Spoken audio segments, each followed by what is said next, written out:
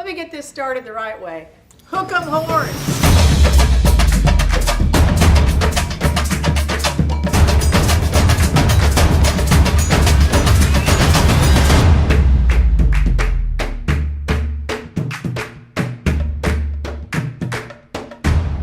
You've asked me to tell you about Janiece and what makes Janiece Janiece. Janiece Longoria is a A1 litigator and also a great strategic regulatory lawyer.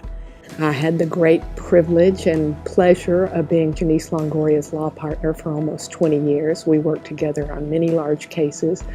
It was a delight for me every time we had the opportunity to work together, and I adore her. She is and has continued to be a major factor in almost every organization with which she's been involved.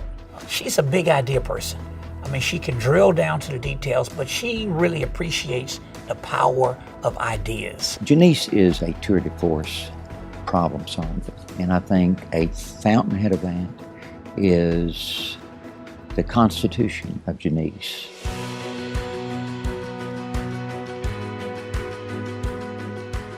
I want to congratulate my good friend and a faithful public servant, Janiece Longoria, on being recognized as the Distinguished Alumna for Community Service.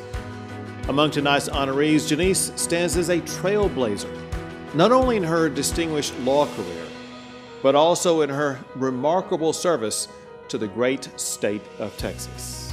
She knows Texas. Her father represented an area in the southern part of the state. She knows Houston, and we're very lucky to have her in Houston.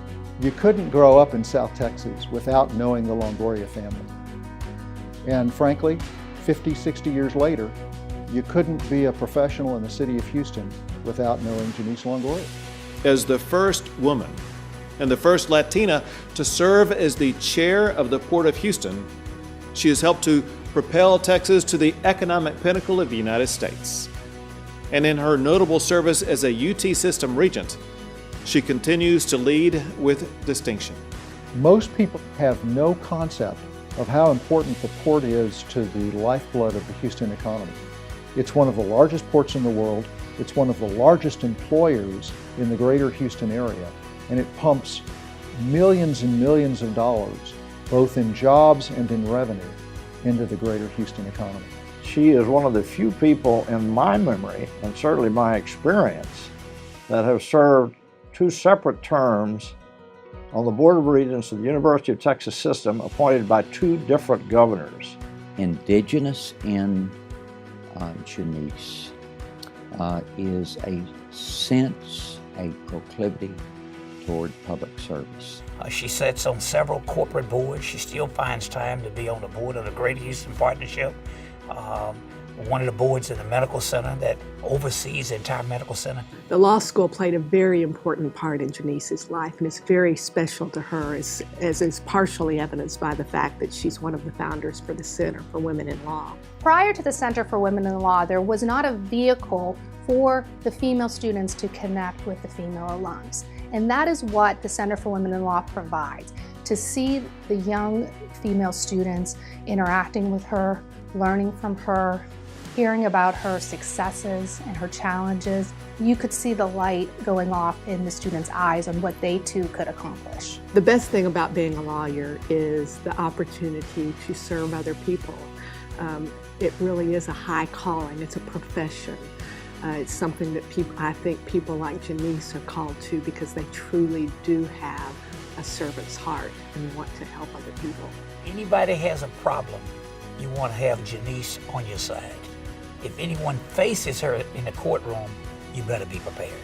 I call you pulchritudinous, I call you pantagruelian, I call you perspicacious, I call you prepotent, I call you puissant, and Janiece, certainly you are all those things. Congratulations, Janiece. It's an honor that is well deserved, and there'll be many more to come. We love you. Congratulations, Janiece. Texas is blessed by your service.